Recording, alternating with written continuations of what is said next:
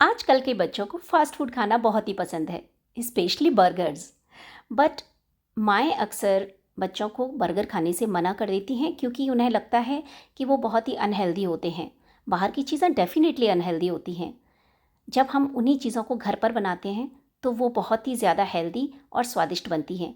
तो क्यों ना आज हम भी वही बर्गर की पैटी घर पर बनाना सीखें और अपने बच्चों को अपने हाथों से बनाकर वही बर्गर खिलाएँ, ताकि इससे उनके हेल्थ पर भी बुरा प्रभाव नहीं पड़ेगा और स्वाद का स्वाद लगेगा।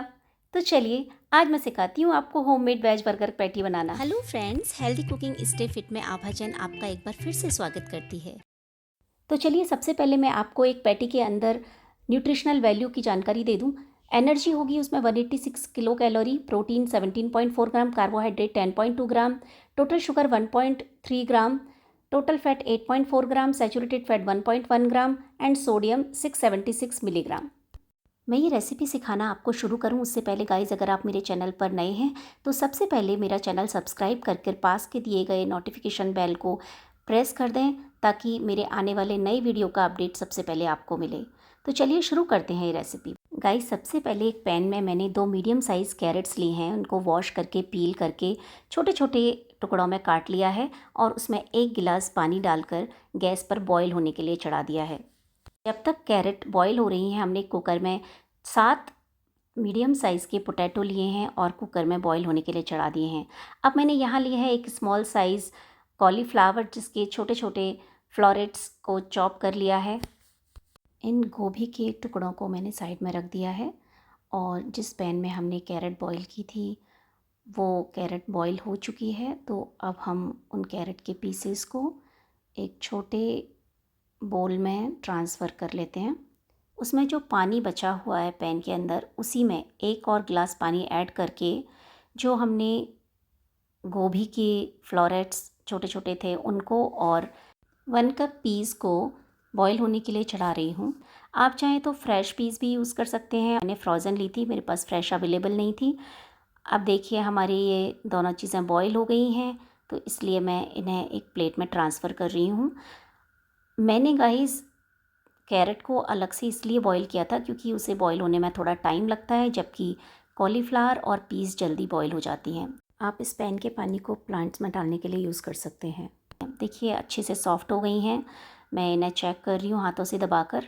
आप भी इसी तरह से चेक कर लें। अब मैं तीनों चीज़ों को वापस से उसी पैन में ट्रांसफ़र कर रही हूँ। अब उसमें ट्रांसफ़र करके इन तीनों चीज़ों को मैं अच्छे से स्पून से मैश कर रही हूँ। आप चाहें तो यहाँ पे मैशर को का भी यूज़ कर सकते हैं। मैंने स्पून से ही मैश कर लिया है। और अब हमने जो पोटैटो चढ़ाए थे प्रेशर कुकर में, वो हमारे बॉईल हो गए हैं, अच्छे से सॉफ्ट हो गए हैं, तो मैं उनको निकाल रही हूँ। निकालने के बाद आप उन्हें पानी से, ठंडे पानी से धोकर एक एक करके सारे पोटैटोज़ को ऐसे छील लें। मैंने सारे पोटैटो छील लिए हैं और इन छिले हुए पोटैटोज़ को भी हम कैरेट, कॉलीफ्लावर और पीस में मिक्स कर देंगे। मैं स्पून से पहले फोड़ रही हूँ उन्हें क्योंकि अच्छे से पोटैटो सॉफ्ट हो गए हैं। और इसके बाद एक बार इन्हें फोड़ने के बाद अच्छे से मैं उन्हें हाथ से मिक्स करूँगी। तो आपको भी ये सारी चीज़ें इसी तरह से हाथ से अच्छे से मिक्स कर लेनी है ताकि उनमें बाइंडिंग आ जाए। अब मैं डाल रही हूँ इसमें सॉल्ट, वो आप अकॉर्डिंग टेस्ट डाल सकते हैं। 1 चम्मच हल्दी पाउडर, 1 चम्मच धनिया पाउडर, 1 चम्मच गरम मसाला, 1 चम्मच रेड चिली पाउडर और इसके बाद मैं डाल रही हूँ इसमें 2 चम्मच कॉर्नफ्लावर या corn starch powder. Corn starch powder हम यहाँ इसलिए डाल रहे हैं क्योंकि उसमें एक अच्छी सी बाइंडिंग आ जाएगी, तो बिखरेगा नहीं तलने के टाइम पे। इसमें मैंने हरा धनिया पत्ती भी डाल दी है 1 हैंडफुल। अब मैं इस मिक्सचर का एक छोटा पोर्शन अपनी हथेलियों पर लेकर एक छोटी बॉल बनाकर उसको फ्लैट करके और जो कॉर्नफ्लावर मैंने एक छोटी प्लेट में रखा है उसमें डस्ट करके उसे दोनों हाथों से प्रेस कर रही हूँ और उसको एक पैटी का शेप देकर अपनी प्लेट में रख रही हूँ। आप इसी तरह से, इसी प्रोसेस से सारी पैटीज़ बनाकर पहले से ही अपनी प्लेट में रख लें। देखिए, मैं वापस से एक बार बता दूं, एक छोटा पोर्शन लिया है मैंने हाथ में इस मिक्सचर का और उसे बॉल की तरह गोल करके उसे फ्लैट करके और कॉर्न स्टार्च में डस्ट करके दोनों साइड से, फिर उसे पैटी का शेप देकर वापस से प्रेस करके रख रही हूँ। इसी तरह देखिए मैंने 4 पैटी बनाई हैं अभी। बाकी सारी पैटीज़ मैं बाद में बनाऊँगी, पहले मैं आपको इसका फ्राइंग प्रोसेस बता देती हूँ। यहाँ पर मैं एक एल्युमिनियम की कढ़ाई में 2 से 3 कप ऑयल, रिफाइंड ऑयल डाल रही हूँ। आप चाहें तो नॉन स्टिक कढ़ाई भी यूज़ कर सकते हैं इसको तलने के लिए, और चाहें तो कोई दूसरा ऑयल भी यूज़ कर सकते हैं, पर उसका टेस्ट थोड़ा ठीक नहीं आएगा, इसलिए मैंने रिफाइंड ऑयल ही लिया है यहाँ पर। अब हमारा ऑयल अच्छे से गर्म हो गया है, तो मैंने इसमें अपनी ये पैटी डाल देती हूँ। देखिए तेल बहुत अच्छे से गर्म हो गया है और अच्छे से हमारी पैटी सिक रही है। तो इसे पलटकर इसी तरह से गोल्डन ब्राउन होने तक हम फ्राई करेंगे। ये अब अच्छे से फ्राई हो गई है, तो इसे हम प्लेट में निकाल लेते हैं।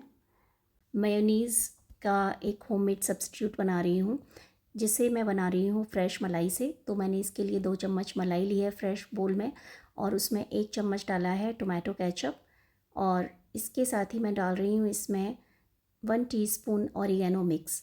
इन तीनों को अच्छे से मिक्स करेंगे। और अब हम ले रहे हैं एक बन।